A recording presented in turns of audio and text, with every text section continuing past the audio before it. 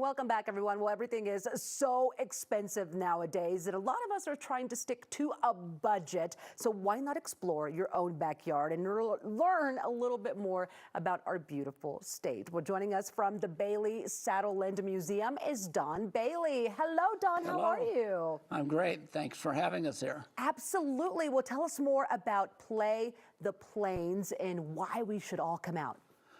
We think just for the cost of your saving in gasoline and the advantage of having virtually no traffic to get in and out of Denver on, it's great to go east and southeast to see some of the natural beauty of the county as well out that way. That's right, and we've actually been out that way, and it is really beautiful to go exploring. Now, a lot of people think of a mountain getaway when they hear the word staycation, right? But you say we shouldn't rule out eastern Colorado. There's plenty to see. Absolutely, don't rule out it's nice rolling hills, and then the springtime it's green, and in the fall we have the beautiful colors up and down the creeks with the cottonwoods, so it's as good as the aspen. That's right. Okay, tell us more about the area you're representing this morning because you actually live there. How long have you been in eastern Colorado? Well, I was raised and born the entire life in eastern Colorado. Where we live now, we moved there in '91. Okay, and you've been there ever since? Yes, since '91. Wow. What are we looking at here, Don? Is this part of the museum? Yes, that's in our museum. It was right there we call Saddles Around the World. I've got, I think, about 13 different countries in that picture there, from a German war saddle to Afghanistan, Wow. Nicaragua, all kinds of different saddles in different shapes and locations. This one in front of us here is made in Mexico.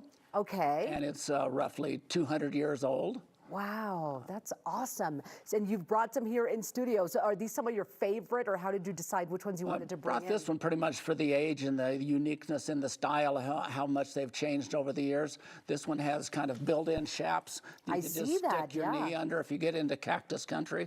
And they call it a Mission saddle or a Sinaloa saddle because that was the portion of Mexico where it was made. Made for going through the desert and the cactus country, and it was also made to be used by priests that would ride little donkeys. And if they happened to convert someone, they had a special pocket There's a here little pocket in there. that you could have a bottle of wine for communion on the spot. That is so cool. What made you want to start collecting horse saddles? Well, I was always one of those kids that fell in love with horses from the time I was 4 and rode hundreds of miles behind my dad on his horse before we had one that would work for me.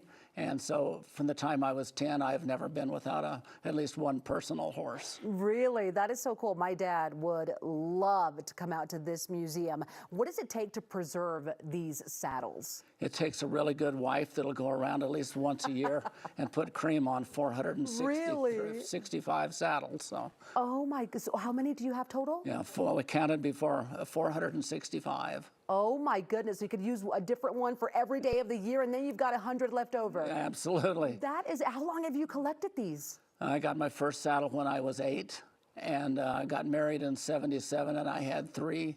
And I convinced her we might start collecting one a year. And as you can see, I'm not 400 years old, so I got a little bit ahead of myself. Cool. But there is a passion there, and I think that is so, so neat. Well, what other things can we do if we come check out your part of the state this summer? Well, there's at least 12 different museums that's in an organization that we're in, from the Lyman Heritage Museum in Lyman, the Elbert County Museum, which has a lot to do with the Smoky Hill Trail, and that is in Kiowa, not Elbert, even though the county changed, and the Burlington Carousel Museum, and that's in Kit Carson County. They actually call it the Kit Carson County Carousel, but in Burlington.